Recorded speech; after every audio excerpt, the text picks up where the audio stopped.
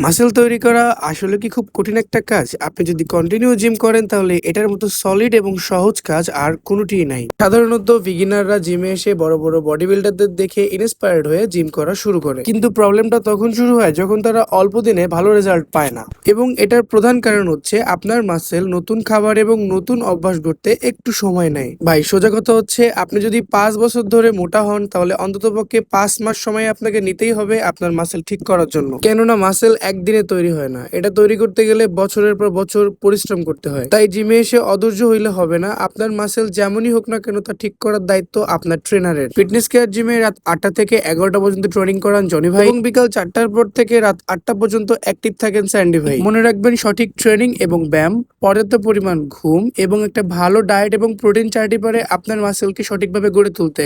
তাই নিজেকে সুস্থ রাখতে এবং ফিট রাখতে আজই চলে আসুন আমাদের ফিটনেস কেয়ার জিমে। আমাদের জিমের লোকেশন নিউ বসুন্ধরা মার্কেট, রাহাতের মোড়, বাগেরহাট।